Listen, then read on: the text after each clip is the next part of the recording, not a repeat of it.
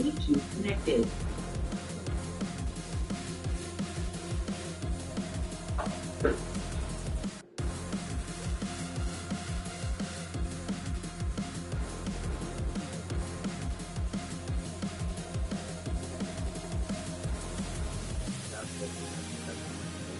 Yeah, well, my promise. Well, the reason why is because I was on my way to the gym for 24 hours, blah, blah, blah.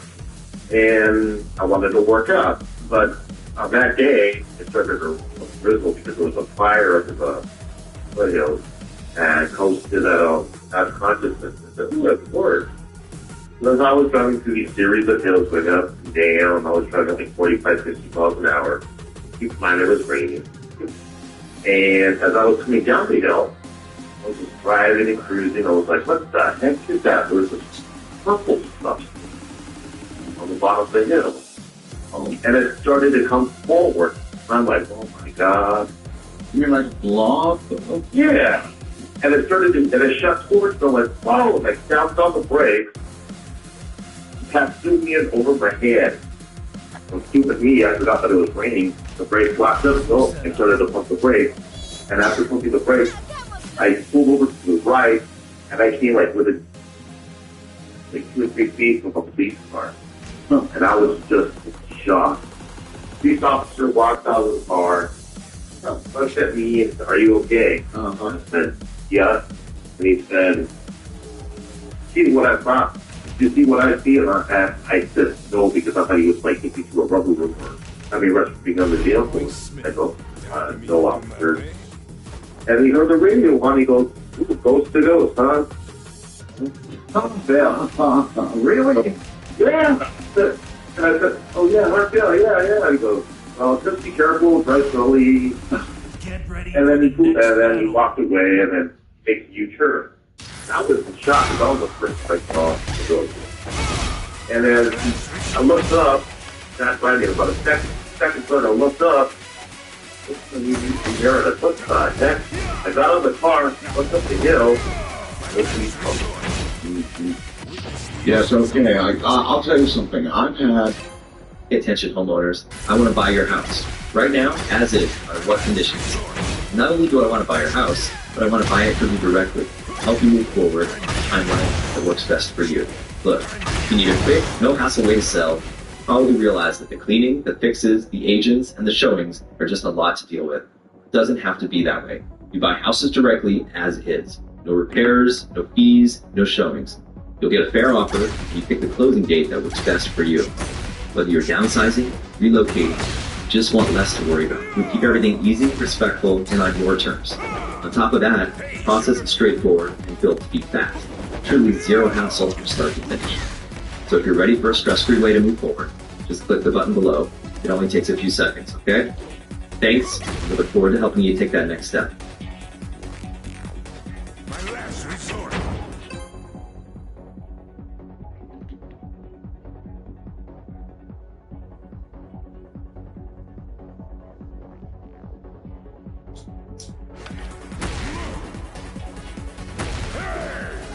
Lots of communication with law enforcement. And you would expect that, wouldn't you? In this business, this ghost business? I mean, they're on duty frequently second and third shifts. The graveyard shift, right? And they see things. A large percentage of them see things. And they won't talk about it generally until they're retired. But they do indeed see things. East of the Rockies, you're on air. Hello. Welcome. I have a story I would like to share with all of your listeners. And Please. it's true, and it's very terrifying for me to even talk about it. In 1967, shortly after my father died, I was 9 years old. And my siblings were older, of course, and my mother was in the home. And my older sister that was married, she would come back and spend the night with us down there. I had to go to work. Well, when my dad was in the process of dying, he was constantly laying in the bathtub with hot water on his legs because of the bone cancer was killing him. He was constantly laying in hot water. And, my mom was helping back to his room. Well, he finally passed away. It was about the time of year, in fact. And 2 weeks after his funeral, my mother and her friend was eating lunch in our kitchen, and the hot water went on in our bathroom. And it just scared her to death because she had turned the water all the way back. And steam had already come out. Well, this had happened to each one of my family, and we've seen it all, together at different times. We hired a plumber to come out to our house. We put all his plumbing in. This continued to happen. Wow. It kept happening, and we couldn't think, why would our father hear us like this? I don't know if another type of a demon or entity had entered our home to make us think that, our father was kind of haunting us. No, ma'am, I believe it was your father. But what it says about death, I find very disconcerting. Just the way last night and tonight, these EVPs, most of them I find very discomforting because it just doesn't fit the idea that most Christians have of dying and the other side and heaven and hell and the way it's supposed to be. It just doesn't fit. The fact is this wasn't, a physical strikeout, but emotionally it wrecked my childhood. And I have grown up and I have worked with lots of counseling over this. Yes. Because, there was no way in a 9-year-old's mind you could conceive what we were seeing and going through, so that it's horrifying. And we ended up selling our house and moving. I understand. Hopefully it did not follow you. It never did follow us. But, my sister lives 2 houses from that same house. And, even when I go by there now at my age, I've got kids of my own, I can still feel like funny feelings. wanted to drive right by my house so I'd tell you. Thank you. You're welcome. Good night.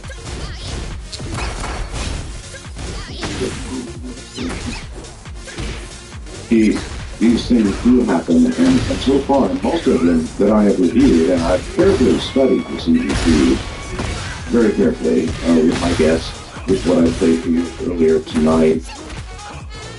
What's said is very disturbing, and the voices, the young voices that are saying it, is very disturbing. And the whole thing, in the context that you've heard it, including the story of that young lady just told us, is disturbing. What does it mean about the nature of death if, in fact, not to heaven or some other place, but just another dimension where what we're able to do is quite limited and quite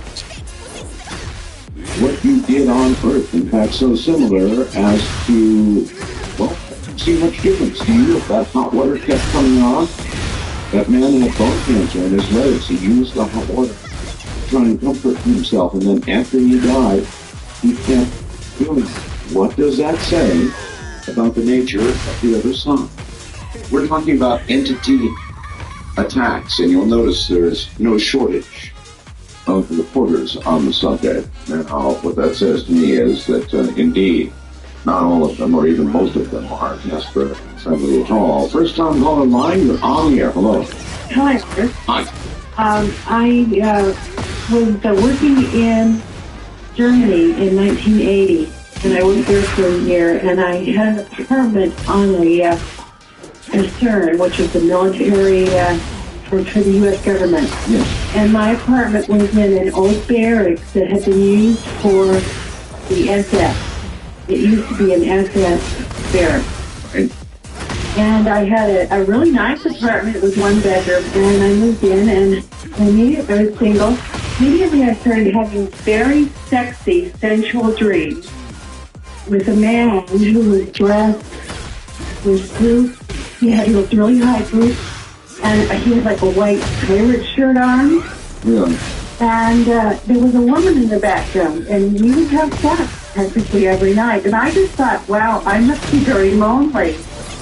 I never woke up from them, but I had these. No, you're a million miles from being alone. This is actually quite tough. And then my girlfriend came over like a month later to live with me, and she got a job.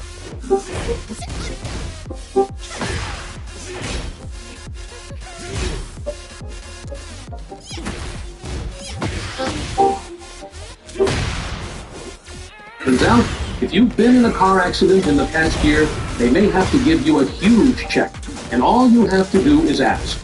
No, seriously, I got $100,000 as a passenger for my car accident without having to sue the other driver or deal with insurance directly.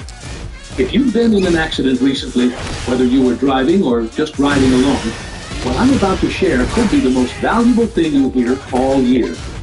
Let me tell you exactly what happened to me. A few months ago, I was in my friend's car. And she woke up the first night there screaming because she saw him standing in her doorway. And he tried to have sex with her, and she wanted nothing to do with it. We had like multiple witnesses now, several calls tonight with multiple witnesses. And here's another one. So she wouldn't have anything to do with it, huh? No, and then my mother came to visit. And the first morning, my mother, I was 32, my mother was 56. And the first morning she got up, she said, well, I must be missing your father very much because I had this dream last. Well, by the time your mom got there, didn't you feel somewhat incumbent on your part to warn people? I didn't even think of warning her. I mean, I was just so excited about having her there. It never dawned on me.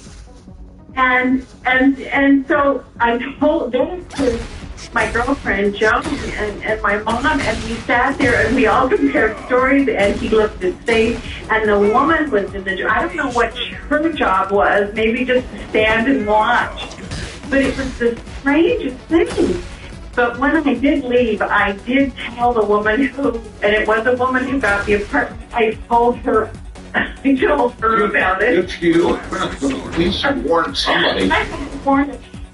Yeah, and I stayed. I only stayed there a year, but and there was nothing I could do about it. You know, I couldn't keep him away.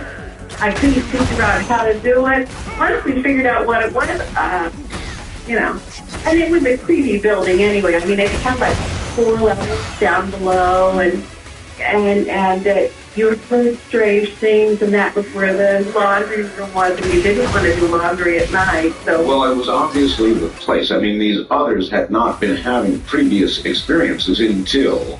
no, none of us had. That's right. All right, well, listen, thank you very much. There you have it again.